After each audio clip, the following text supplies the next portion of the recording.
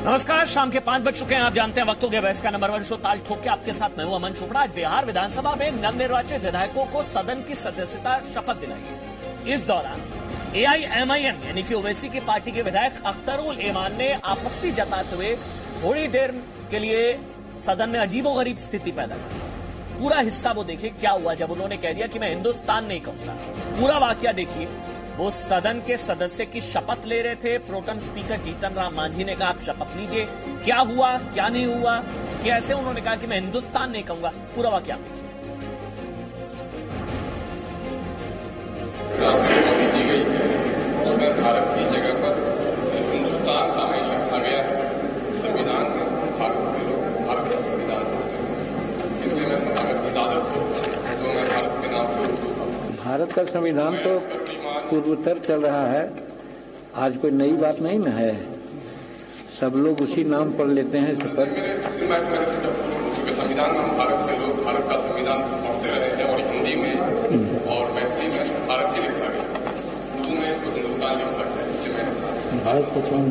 मैं अख्तरुल इमान जो कानून साज असेंबली का मुंतखब हुआ हूँ, खुदा के नाम से हल्फ लेता हूँ कि मैं कानून के जरिए कायम करदा भारत के आइन के तई सही अकीदत और खुलूस रखूंगा। मैं भारत की खुदमुख्तारी और एकजहती कायम रखूंगा और जिस पौधे पर मैं फाइज होने वाला हूँ उसके फराइज ज्ञानादाना तौर पर अंजाम दूंगा। मतलब शपथ पत्र में वो लिखे हिंदुस्तान शब्द को बोलने से इंकार कर दिया अख्तरुल इमान साहब। दरअसल सदस्यता ग्रहण के क्रम में अख्तरुल इमान का नाम जैसे ही सदस्यता की शपथ के लिए पुकारा गया वैसे उन्होंने खड़े होकर हिंदुस्तान शब्द पर आपत्ति जता दी। हिंदुस्तान नहीं कहूंगा। अख्तरुल इमान ने उर्दू में शपथ लेने की इच्छा जाहिर की थी, लेकिन उर्दू में भारत की जगह हिंदुस्तान शब्द के इस्तेमाल पर आपत्ति जताते हुए प्रोटेम स्पीकर से भारत शब्द का इस्तेमाल करने को कहा। विधायक ने कहा कि वो भारत के संविधान की शपथ लेना चाहते हैं, ना कि हिंदुस्तान के संविधान की। हिंदुस्तान के। प्रोटेम स्पीकर जीतन राम मांझी हैरान हो गए। इस बाबत जीतन राम मांझी ने आपत्ति जताते हुए कहा कि कोई पहली बार नहीं हो रहा है कि आप हिंदुस्तान के संविधान की शपथ ले रहे हैं, ये परंपरा रही है।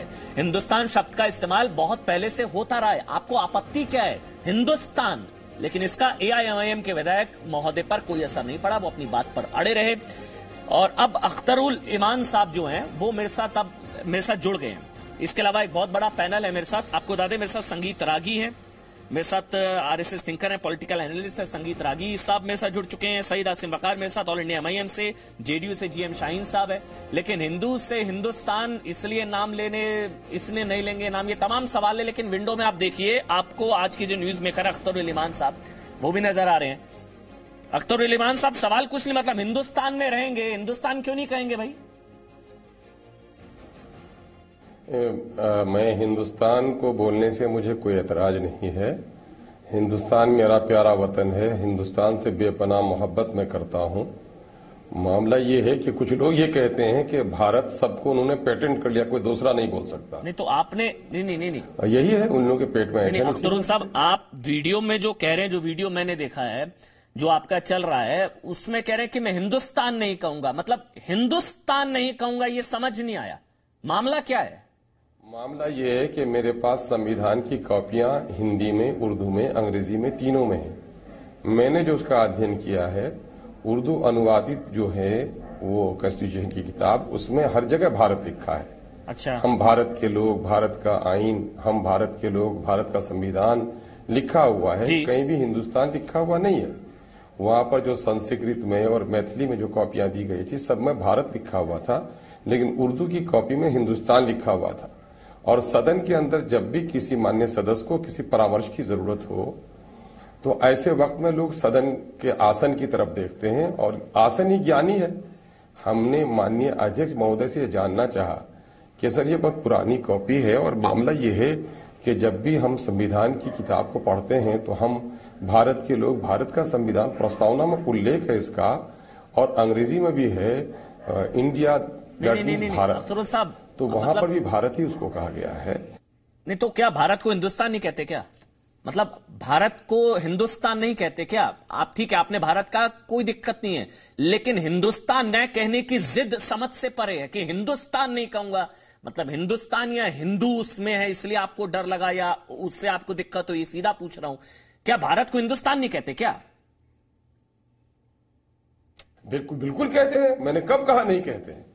सवाल यह पैदा होता है, भारत को हिंदुस्तान कहते हैं, लेकिन भारत के संविधान में कहीं भी हिंदुस्तान नहीं लिखा गया है। नहीं। इसलिए मैंने कहा जब संवैधानिक तौर पर हम जब ओथ ले रहे हैं तो संविधान में जो शब्द इस्तेमाल हुआ है सर, उसी को हम इस्तेमाल करें। हमने इसी बात के लिए मशवरा चाहा। सुनिए ना, आपके शपथ पत्र में तो हिंदुस्तान लिखा था, तो एलर्जी क्या हुई, क्या दिक्कत हुई? शपथ पत्र में हिंदुस्तान ही लिखा था ना। ये इसमें लिखा हुआ है, जबकि संविधान की जितनी भी किताबें उर्दू में आई हैं सब में भारत लिखा हुआ है।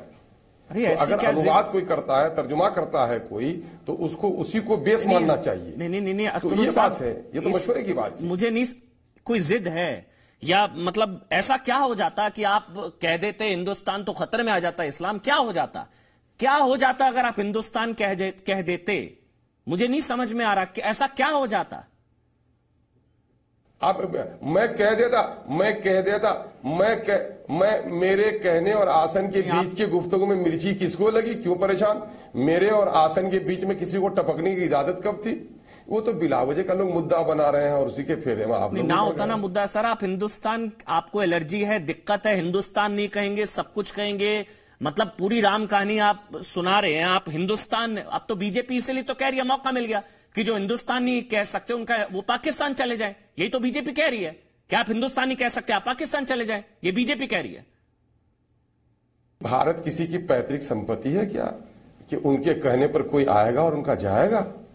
भारत भारतवासियों का है, और वो लोग, ये शब्द वही लोग बोलते हैं जो भारत में उन्माद फैलाना चाहते हैं। हम तो गंगा जमनी तहजीब, हिंदू मुस्लिम सिख ईसाई आपस में सब भाई भाई, जय मीम जय भीम, मस्जिद की अजान, मंदिर के संग की आवाज, सबसे हम प्रेम क्या करते हैं? दिक्कत किस बात की है? नफरत के सौदागरों से, जिनके बोल से शबनम नहीं बल्कि शोला निकलता हो, ऐसे लोगों के लिए दिक्कत दरअसल मैं बताता हूं ना, शक इसलिए होता है क्योंकि ना आप लोग वंदे मातरम गाएंगे, ना आप लोग भारत माता की जय कहेंगे, ना आप लोग राष्ट्रगान भी पूरा नहीं, उसमें भी आप लोग भारत भाग्य विधाता पूरा राष्ट्रगान भी नहीं गाते। अब आप लोग कह रहे अब हिंदुस्तान भी नहीं कहेंगे, नहीं कहते ना आप लोग, भारत माता की जय भी नहीं कहते। अरे भाई जो कहे वो कहे, उनको क्या लेना उनसे? आप नहीं कहें, भारत माता कहे, कोई भारत पिता कहे, वो कहे, मैं मादरे वतन है कहता हूं, इसको दिक्कत क्या है? सारे जहां से अच्छा हिंदुस्तान हमारा, मैं कहता हूं इसको। वंदे मातरम नहीं, क्या कहता है? हिंदुस्तान नहीं, भारत माता की जय नहीं, हमको पढ़ाएगा? देश प्रेम हमको पढ़ाएगा? मेरे पूर्वजों ने गर्दन कटा के इस मुल्क को आजाद किया, इस मुल्क की मोहब्बत का सबक हमको कोई सिखाएगा? नहीं, अख्तरुल साहब, कोई नहीं सिखाएगा। मादरे वतन आप कह रहे हैं, आपका हिंदुस्तान से प्यार है, सारी चीजें, लेकिन हिंदुस्तान से प्यार, लेकिन हिंदुस्तान नहीं कहूंगा। हिंदुस्तान से प्यार लेकिन राष्ट्रीय गीत नहीं गाऊंगा। हिंदुस्तान से प्यार लेकिन राष्ट्रगान पूरा नहीं गाऊंगा। हिंदुस्तान से प्यार लेकिन कोई मेरे गले पर छुरी भी रख दे, भारत माता की जय नहीं बोलूंगा, लेकिन हिंदुस्तान से प्यार। कंपल्सन है, संविधानिक कोई कंपल्सन है कि हम वो करें? अब कोई भारत में रहने वाले लोग, पूजा पाठ का अलग तरीका है, अब वो कहेंगे आप सब इसको नहीं करते हैं, भारत की मिट्टी से तो हमने बनाया, इसको आप नहीं पूछते तो भारतीय नहीं है। अरे भैया, सबका आस्था अलग है, सबके प्रेम का तरीका अलग है। अरे अपने अपने तरीके पर फख्र कीजिए, दूसरों पर एतराज मत कीजिए। जो कहते हैं हम उनसे एतराज भी नहीं करते, और कोई अपना पाठ मुझे पढ़वाने के लिए मजबूर भी नहीं करे। कोई पॉलिटिकल, कोई कॉन्स्टिट्यूशनल कंपल्सन है तो बताइए। नहीं, कौन सी बात? अपने मन से अपनी बात दूसरों को मनवाने के लिए दादागिरी नहीं है। मैं ये राजनीतिक दादागिरी है कि आपकी बात मनवाइए। अच्छा चलिए, आप राष्ट्रगान गाते हैं, आप मुझे गलत साबित करिए, आप राष्ट्रगान भी नहीं गाएंगे। चलिए गाइए, राष्ट्रगान गाइए। आप लोग पूरा राष्ट्रगान भी नहीं गाते मेरे को। आप वंदे मातरम, चलिए ठीक, राष्ट्रीय गीत, भारत माता की जय, चलिए ठीक नहीं। आप लोग हिंदुस्तान में रहेंगे, हिंदुस्तान नहीं कहेंगे, चलिए। आप लोग राष्ट्रगान भी नहीं गाते हैं, बताइए, पूरा राष्ट्रगान। अरे भाई, तो वो जो गाया जाता है वो राष्ट्रगान है तो गा ही रहे, उसमें दिक्कत किस बात को है? तो आप नहीं गाएंगे, है ना? आप जब होता है हम गा लेते हैं, क्या दिक्कत की बात है? सारे जहां से अच्छा, अरे सारे जहां से, सुनिए, आप नहीं गाएंगे ना राष्ट्रगान? कहने पर हमको गाना और आपके कहने पर चुप रहना मुझको नहीं है। ऐसा करते हैं, छोड़िए ना सारी बातें, मुझे गलत साबित करिए। सारे जहां से अच्छा, आइए मिलकर गाते हैं, हमसे ज्यादा अभी गाएंगे, मिलकर गाएंगे, सब राष्ट्रगान गाएंगे, खड़े होकर गाएंगे, जनगण मन गाएंगे। मुझे गलत साबित करिए, आइए मिलकर गाते हैं राष्ट्रगान, जनगण मन। आइए मुझे गलत साबित करिए। मैं मसरूफ हूँ, बात को गालेंगे हम। अभी मैं मसरूफ हूँ, मैं अभी निकलता हूँ। मसरूफ है मतलब बिजी है। जरूरी बात करनी है वो कहलवा लीजिए। जनगणमन के लिए बहुत सारे वो हैं। आप जनगणमन के लिए आपके पास टाइम नहीं है। मैं दूसरी जगह जा रहा हूँ आपसे। हाँ नहीं, अभी समय अभी गाने का समय भी नहीं है। आप जनगणमन गाने का आपके पास समय नहीं है। अभी कौन सा समय है राष्ट्र? नहीं, अभी सब कुछ समय है हमारे पास। आपके कहने के मुताबिक हम गाएंगे। मेरे नहीं अख्तरुल साहब, आपके कहने के मुताबिक हम गाएंगे। कौन सा मौका है अभी गाने का? नहीं, जब तक खड़े होकर करवाइएगा। ये कौन सी बात आप करने लगे? आप नहीं गाएंगे। जो बात पूछनी है टॉपिक पर वो पूछिए। अच्छा, बौखला क्यों रहे हैं अख्तरुल साहब? बस मैं आप जनगणमन राष्ट्रगान, क्या डर है? राष्ट्रगान गाने का टाइम नहीं है आपके पास। क्यों बौखला रहे, इतना क्यों डर रहे हैं राष्ट्रगान से? मुद्दे से भटकिए मत। उस पर जो बात करनी है उस पर बात कीजिए। मुद्दे से नहीं भटका रहा हूं मैं, बस राष्ट्रगान के लिए कह रहा हूं। जनगण मन, आप सोचिए आप क्या कह रहे हो। वैसे भी आपको देख के गुस्सा सैर मत कराइए, पूरे देश की सैर मत कराइए। जो बात अभी पूछ रहे हैं उस बात पर बात कीजिए। आप लोग, मेरे को लगता है पता क्या, आप लोग ना, मेरे को लगता है त्रिवेदी साहब आपके पास आऊं, एक दो सवाल मैंने कहा आपकी बात मैं नहीं मानूंगा, मेरी बात माननी है तो आप लाइन चलाइए, वरना नहीं तो आधा वर्ष नहीं गाएंगे ना अख्तरुल साहब, नहीं गाएंगे ना? हम सब कुछ गाएंगे, आपके कहने पर नहीं गाएंगे। हमको जब अपना उचित वक्त होगा हम गाएंगे। राष्ट्रगान नहीं गाएंगे, समय नहीं है। इतना टाइम, अभी 10 मिनट हो गए मेरे से बात करते हुए, राष्ट्रगान का टाइम नहीं है आपके पास। आप हमें निर्देशित कर रहे हैं। आपको जो टिप्पणी लेनी है इस मुद्दे पर वो बात कीजिए। इस मुद्दे से भटकिए मत। राष्ट्रीय गीत नहीं, राष्ट्रगान नहीं, जनगण मन नहीं, वंदे मातरम नहीं, भारत माता की जय नहीं, हिंदुस्तान नहीं। जो टॉपिक है आज का जो टॉपिक है उस पर बात कीजिए। हिंदुस्तान और भारत पर बात कीजिए। इतना बौखलाहट क्यों है? वक्त आएगा तो लंबी बात करूंगा आपसे। मुझे पता क्या लगता है, एक चीज, एक आखिरी सवाल। आप लोग क्या, जो ओवैसी साहब, ओवैसी की पार्टी से ओवैसी साहब कहते हैं मेरे गले पर छुरी रख दे, मैं भारत माता की जय नहीं बोलूंगा। आपको लगता है ये सब बातें करके आप उनको इंप्रेस कर देंगे? ओवैसी साहब खुश हो जाते हैं इसलिए आप लोग ये सब करते हैं? अरे भाई, वो अवैसी साहब से बात कर लीजिएगा गुरुजी। अवैसी साहब बड़े ज्ञानी पुरुष हैं और आप महाज्ञानी हैं। ज्ञानी और महाज्ञानी दोनों बहस कर लीजिएगा। हम लोग तो छोटे सामाजिक कार्यकर्ता है, शुक्रिया। हम लोग छोटे बिंदुओं पर बात करते हैं। शुक्रिया। महाज्ञानी है आप लोग, ज्ञानी से नहीं सर, ज्ञानी ठीक है अख्तरुल भाई। बस जाते जाते राष्ट्रगान, जनगण मन बताइए, जाते जाते मुझे गलत साबित करिए। आज मैं गलत साबित होना चाहता हूं। जो कुछ भी बोलिए अपने सुनिए। जाते जाते अख्तरुल भाई, ठीक हो, जो कुछ भी आप है अपने बोलिए, अपने सुनिए। चलिए ठीक है। हाउस के अंदर जो बात हुई है उस बात चलिए ठीक है। शुक्रिया अख्तरुल भाई, बहुत बहुत शुक्रिया। अख्तरुल ईमान साहब हमारे साथ जुड़े। राष्ट्रगान नहीं, राष्ट्रगीत नहीं, भारत माता की जय नहीं, वंदे मातरम नहीं। सुधांशु त्रिवेदी साहब, ये भी अपीजमेंट होता है क्या? मतलब बिहार विधानसभा में शपथ कह रहे हैं हिंदुस्तान नहीं कहूंगा।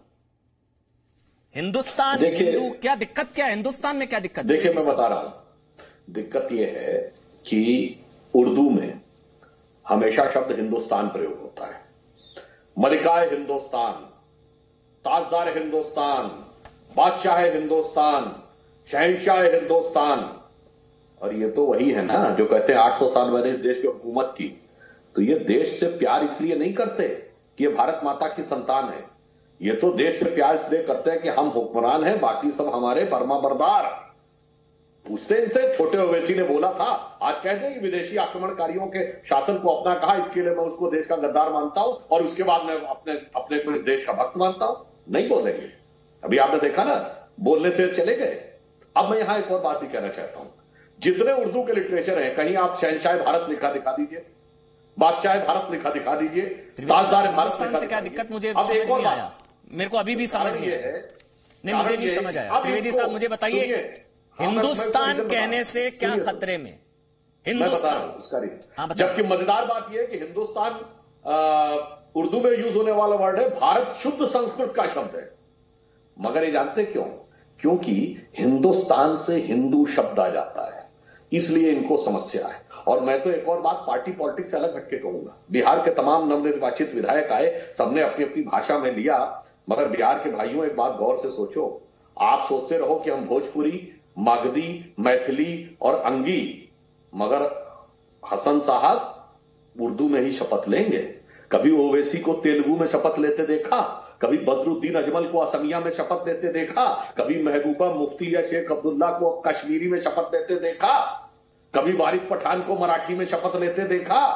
आप भाषाओं में बटे रहो, आप भाषाओं के बारे में करते रहो, वहां भाषा एक है, और उस एक भाषा में भी अगर गलती से भी हिंदू शब्द आ जाएगा तो हम नहीं बोलेंगे। ठीक है, क्योंकि मानसिकता मुगलिया है, उसमें हिंदू है, इस देश पे हुकूमत की है। हिंदू से हिंदुस्तान इसलिए नहीं लेंगे नाम। सईद आसिम वकार साहब इस वक्त जुड़ चुके हैं, ऑल इंडिया MIM के नेता हैं, प्रवक्ता हैं, बड़े नेता हैं। वकार साहब, सुधांशु त्रिवेदी कह रहे हैं कि हिंदू से हिंदुस्तान इसलिए आप लोग नहीं लेते नाम, या नहीं लिया नाम। देखिए सुधांशु जी माशाल्लाह बहुत काबिल, और मैं समझता हूं कि भारतीय जनता पार्टी में इनके बराबर काबिल भी कोई नहीं है। ये मेरा अपना निजी राय है। तो इनको ये भी पता होगा कि हिंद जो अल्फाज है वो किस डिक्शनरी का है। इनको ये भी पता होगा कि दुनिया में कितनी इंडिया है, waste India, east India, America में रेड इंडियन किसको कहते हैं, अमेर इंडियन किसको कहते हैं। भारत देश का हमारे नाम जो है वो भारत।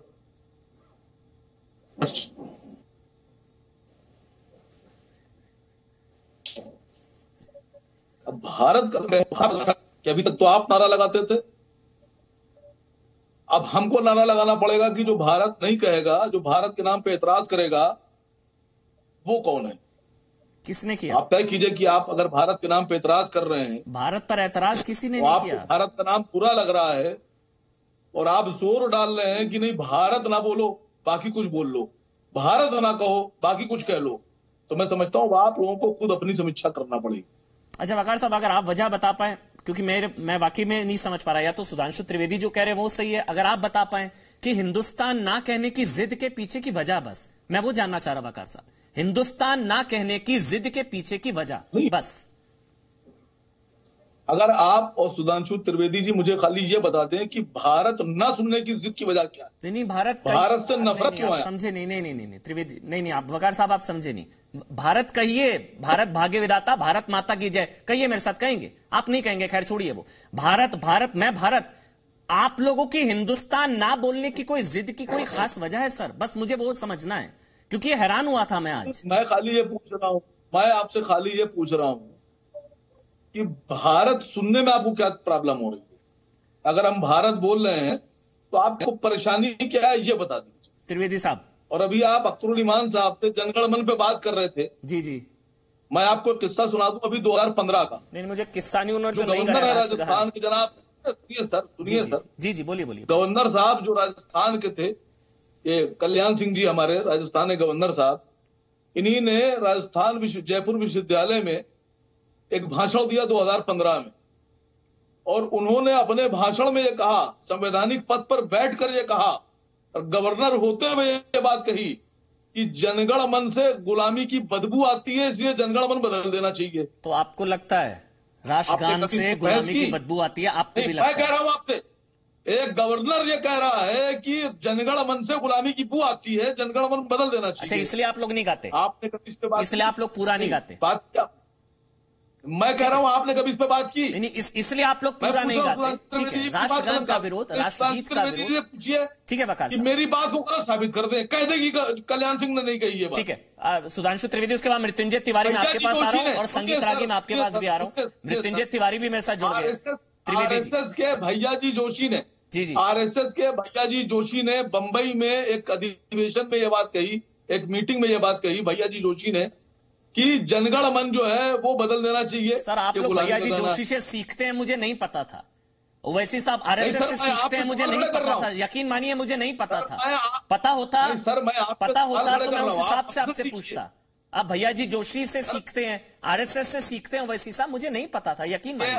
त्रिवेदी जी साहब आप चाहे, त्रिवेदी जी अब आप चाहे कितनी ताकत लगा लें, लेकिन आप कल्याण सिंह को, भैया जी जोशी को बचा नहीं पाएंगे। बचा रहा सर, बस मैं हिंदुस्तान में रहेंगे, हिंदुस्तान क्यों नहीं कहेंगे? तो आप जवाब दे दीजिए। त्रिवेदी जी, सुधांशु जी में हिम्मत है, सुधांशु जी जवाब दे। सुधांशु त्रिवेदी देंगे, सुधांशु त्रिवेदी देंगे। उसके बाद मैं मृत्युंजय तिवारी और संगीत रागी आपके पास आ रहा हूँ।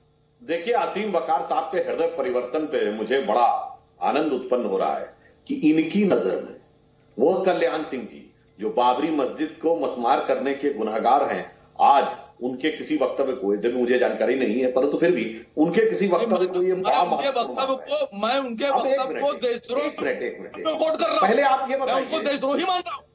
मैं आपके गवर्नर को देशद्रोही अरे आप बात तो सुनिए ना, उन्होंने कहा कि जनगण मन का विरोध किया उन्होंने। मेरी बात तो सुनिए मैं भाई, कोर्ट नहीं कर रहा हूँ, अरे मैं आपसे सफाई मांग रहा हूँ कि क्या ऐसा देश का गवर्नर होना चाहिए? वकार साहब क्यों आ रहे हैं? एक मिनट, अच्छा सुनिए, त्रिवेदी जी, आप कल्याण सिंह जी की बात से सहमत है कि नहीं? अगर आपके बयान की बात मान भी ली जाए, बोलिए हाँ या ना। नहीं सर, मैं सहमत नहीं हूँ। हाँ, तो फिर जनगणमन गाने में क्या सहमत नहीं हूँ मैं। क्यों ओवैसी जी कहते थे संविधान में लिखा है जनगणमन गाया जाए तो खड़ा होना चाहिए?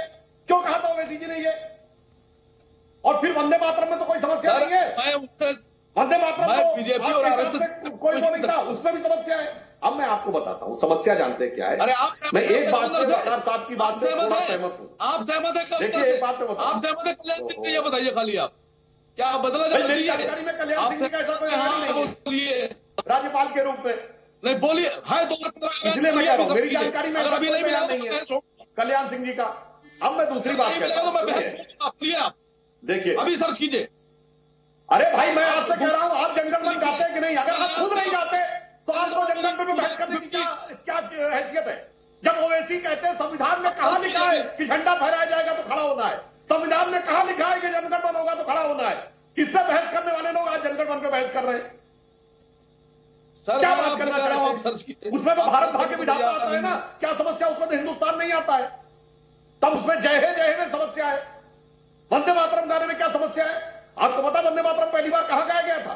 1896 के कलकत्ता अधिवेशन में, जिसकी अध्यक्षता रहमतुल्लाह अहमद सयानी ने की थी। वो मुसलमान थे, उनको कोई फर्क नहीं पड़ रहा था, मगर ओवैसी को फर्क पड़ता है, आज के तमाम सेकुलर नेताओं को फर्क पड़ता है। क्या वंदे मातरम नहीं गाएंगे? मेरी धार्मिक भावनाएं हर्ट होती है, क्योंकि मोहम्मद अली जिन्ना ने इसको रोका था 1920 में कि हम नहीं गाएंगे। उससे पहले 5 मुस्लिम अध्यक्ष थे कांग्रेस के, उन्होंने कभी आपत्ति नहीं की। पर जो जिन्ना की विचारधारा पे चलते हैं उनके लिए समस्या होती है। हाँ, एक बात मैं वकार साहब की बात से थोड़ा सा एग्री करता हूं अमन जी, क्या सहयोग की बात है कि संविधान में हमारे देश के 2 नाम लिखे हैं, एक ही नाम हो तो कोई कंफ्यूजन नहीं रहेगा।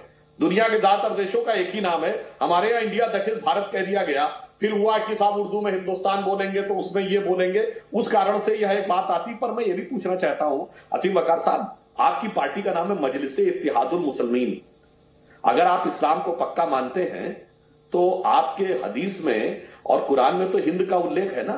जहां तक मेरी जानकारी है, करबला के मैदान में भी जब हजरत इमाम के वो बेटे पकड़ लिए गए थे तो उन्होंने क्या कहा था कि अगर मुझे पता होता कि ये गद्दारी होगी तो मैं हिंद से जाके मदद ले आता।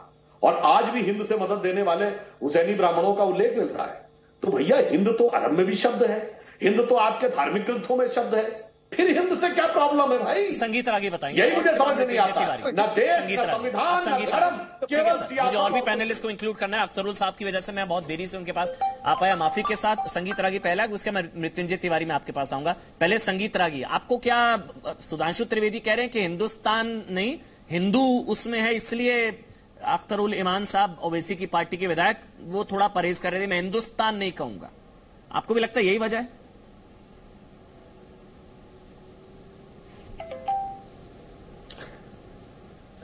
देखिए, सुधांशु जी जो कह रहे हैं, उन्होंने मेरे मन की बात और मुंह की बात छीन ली है। वो 100% सही कह रहे हैं। ये विरोध सिर्फ इसलिए है क्योंकि उनका उसमें एक शब्द लगा हुआ है, वो हिंदू। जो पर्शियन थे वो इसे हिंदुस्तान ही बोला करते थे, और बाद में ये जो शब्द प्रचलित हुआ, कई लोग इसे हिंदुस्तान भी बोलते हैं। ये हिंदुओं का देश है। ये जो बाहर के लोग थे, जो पर्शियन लोग थे, वो इसे नहीं मानते थे। अब बाद में इनको लगा कि वो जैसे ही हम यदि हिंदुस्तान बोलते हैं, हिंदुओं का स्थान बोलते हैं, जैसे बलूचिस्तान बलूचों का स्थान, यदि हम इसे हिंदुस्तान बोलते हैं या हिंदुस्तान बोलते हैं, हिंदुओं का स्थान बोलते हैं, तो ये तो अपने आप में शब्द जो है, जिसे हम कहते हैं कि भारत एक हिंदू राष्ट्र है, भारत की संस्कृति हिंदू है, भारत की सभ्यता हिंदू है, भारत का जो पूरा व्यक्तित्व हिंदू है, ये अपने आप में साबित होता है, क्योंकि यही उसकी पहचान थी। यही वजह है क्या? और इस पहचान को तोड़ने की कवायद में ये हिंदू शब्द से ही घृणा करने थे। सिर्फ एक तरफा नहीं, आपने बोला हिंदुस्तान नहीं हिंदू है उसमें। वकार साहब, क्या यही वजह है? त्रिवेदी साहब भी यही कह रहे हैं, संगीत रागी भी यही कह रहे हैं, या कोई और वजह है, या यही वजह है? सर इनको ये पता नहीं है कि जो पर्शियन की डिश, इनको ये तो मालूम है कि ये अल्फाज पर्शियन का है, फारसी का है। जरा इनसे ये तो पूछिए कि पर्शियन की जो डिक्शनरी है उसमें हिंद के माने क्या है, इनसे पूछिए, अगर इनको पता है तो बताएंगे। इंडिया के माने क्या है? हमारा देश की इज्जत और अस्मिता के लिए मैं तो मोदी जी से गुजारिश करता हूं कि आप पार्लियामेंट में एक बिल लेकर आइए, बड़े बिल लाते हैं आप, और देश का नाम भारत ही होना चाहिए। आप समझते नहीं है, आपको आधी जानकारी है, पूरी जानकारी आप रखते नहीं है, और उसके बाद में आप यहां बैठकर तो मतलब हर चीज को धर्म से जोड़ देते हैं। हाँ, ये गलत है। ठीक बात है, ठीक है वकार साहब। मतलब अब इस तरह काम नहीं चलेगा, मतलब अब भारत माता की जय काम नहीं चलेगा सर। आपको सच्चा बनना पड़ेगा देश के लिए। ठीक है वकार, आपको ईमानदार बनना पड़ेगा देश के लिए। नहीं ठीक है वकार साहब, मतलब वंदे मातरम, भारत माता की जय और अब हिंदुस्तान, ये तीसरा वर्ड ऐड हो गया इसमें कि ये भी नहीं कहेंगे। ठीक है, मैं इसको जोड़ लेता हूं, कोई दिक्कत नहीं है। बोलिए रागी साहब, संगीत रागी।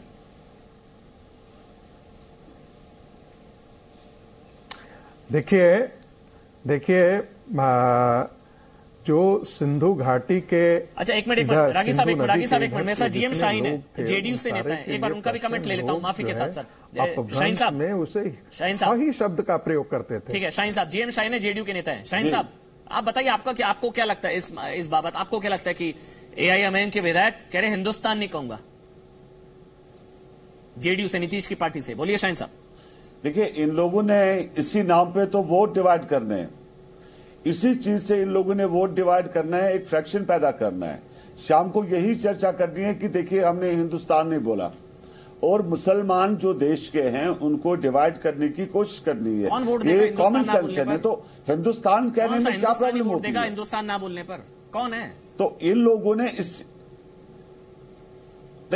इनके जो मुस्लिम कम्युनिटी है उसमें डिवाइड करने का काम तो ये इसी नाम पे करते हैं, और यही राजनीति इन लोगों ने करनी है। ये पहली दफा नहीं हो रहा है, इन्होंने हमेशा इसी चीज को इस्तेमाल किया है। एक तलवार बना के भारत माता की जय नहीं कहेंगे, हिंदुस्तान नहीं बोलेंगे, इसी चीज को इस्तेमाल करके इन्होंने देश में मुस्लिम्स में वोट डिवाइड करने हैं, अपने वोट खींचने हैं।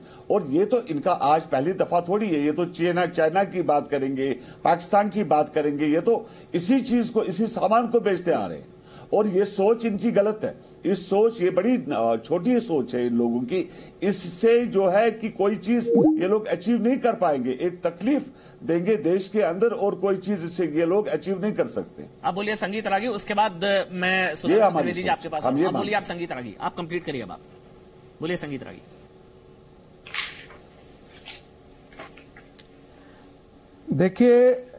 देखिए अमन जी, ये एक मानसिकता है, और ओवैसी जी की पार्टी के साथ साथ पीएफआई और बहुत सारे ऐसे मुस्लिम संगठन हैं, वो फिर से भारत विभाजन के पहले के विमर्श को इस देश में जनसंख्या के बढ़ने के साथ, यानी मुस्लिम आबादी इस देश में बढ़ने के साथ, उसी प्रकार की चीजों को, उसी प्रकार के विमर्श को एक बार फिर से खड़ा होने के, मैं तो कहता हूं कायदे से उर्दू को जहां जहां भी द्वितीय राजभाषा के तौर पर दर्जा दिया गया है, वो सारे खत्म किए जाने चाहिए। और उसके पीछे मैं कारण बताता हूं क्यों करना चाहिए। क्योंकि उर्दू और इस्लाम, देखिए उर्दू जो शब्द है, उर्दू भाषा जो है, उस समय भारत विभाजन से पहले भी ये बात थी, वो इस्लाम के साथ आइडेंटिफाई किया गया था, और भारत विभाजन के समय वह भी एक प्रश्न के तौर पर था। वंदे मातरम का प्रश्न भारत विभाजन से पहले भी था। यदि यही देश बांट करके हमने प्राप्त किया है कि उन सारे विमर्शों को आज का मुस्लिम समाज भी उसी के रूप में ज्यों के त्यों खड़ा करके करे, तो फिर इस देश के हिंदुओं को पूरा सोचने का अधिकार है कि हम इनका प्रतिकार कैसे करें। समय रहते हुए यदि हिंदू समाज ने इसका प्रतिकार नहीं किया और तुष्टीकरण की राजनीति को हम अपनाते रहे, तो ये हमेशा अतुष्ट रहे हैं। उनके पास सारे दुनिया के किसी भी समाज में मुस्लिम समाज तुष्ट नहीं रहा है, वहां के सांस्कृतिक प्रतीकों का वो हमेशा विरोध करते रहे।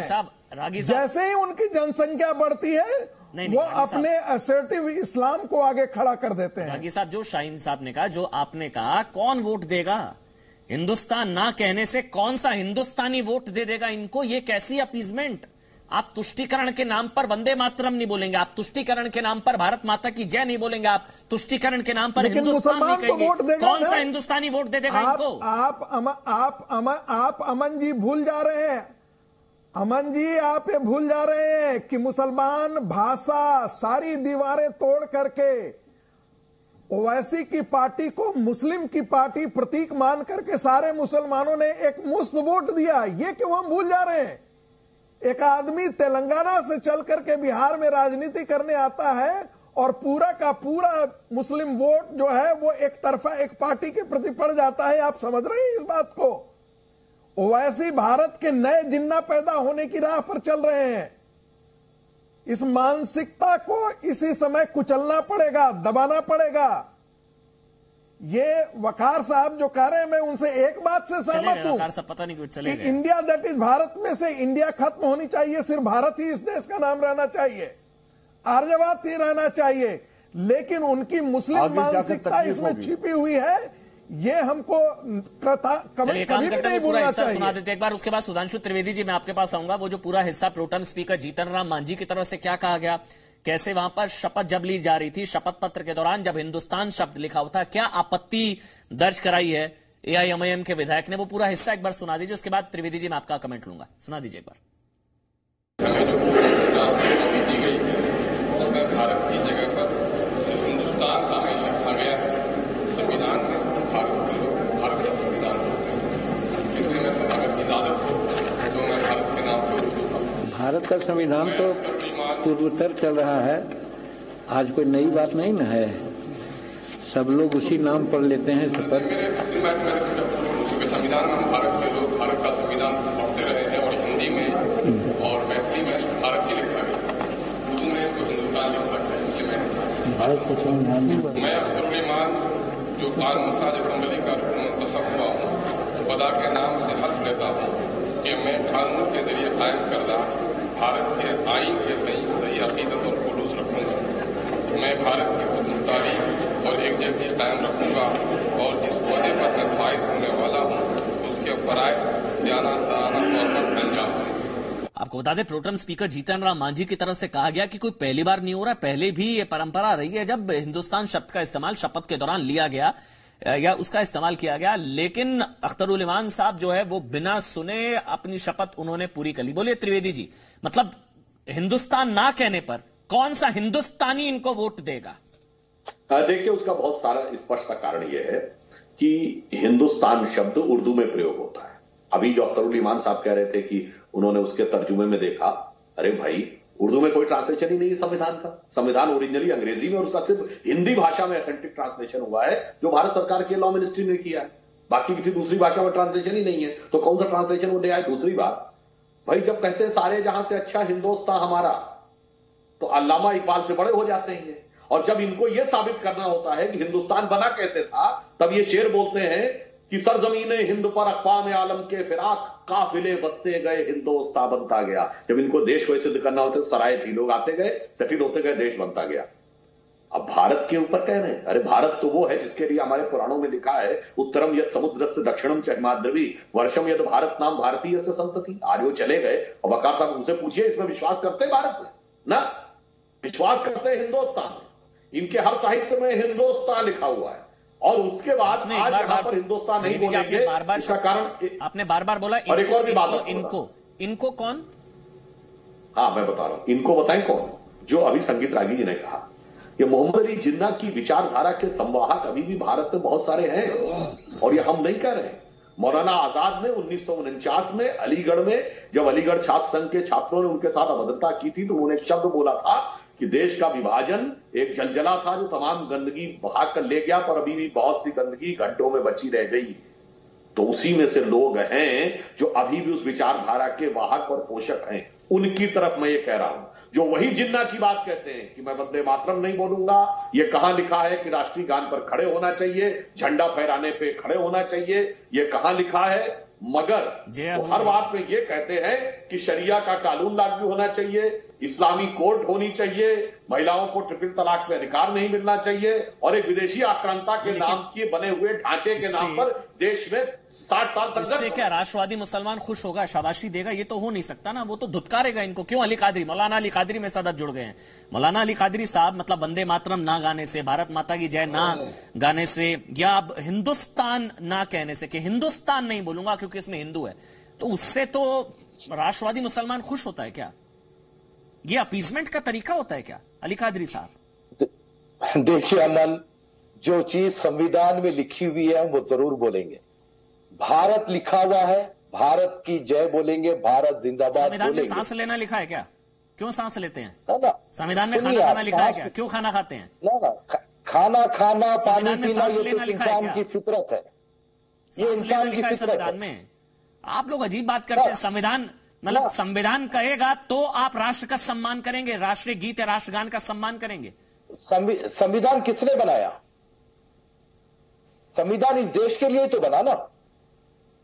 तो यकीनी बात है, जो संविधान में लिखा हुआ है उस पर हम सख्ती के साथ अमल करेंगे। ठीक है, तो उसमें और रही बात वंदे मातरम की, भारत माता की जय की, जो बात इस्लाम के खिलाफ हो वो हम कभी नहीं बोलेंगे।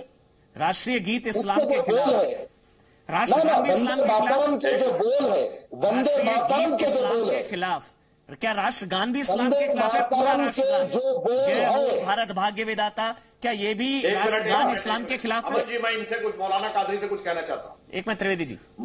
मौलाना कादरी साहब ने कहा कि जो इस्लाम के खिलाफ है वो नहीं मानेंगे, यानी भारत माता की जय, किसी की जय बोलना, किसी के आगे सजदा करना इस्लाम के खिलाफ है। यही तो आपका कहने का मतलब है ना कादरी साहब? तो ये बताइए औरंगजेब के आगे सिजदा करते थे कि नहीं? तब खुतबे में क्या बोला जाता था? सजदे में निगाह रहे, तमाम होश खिरत पेश बादशाह रहे। बाबर से लेकर औरंगजेब तक सिजदा करने में समस्या नहीं थी।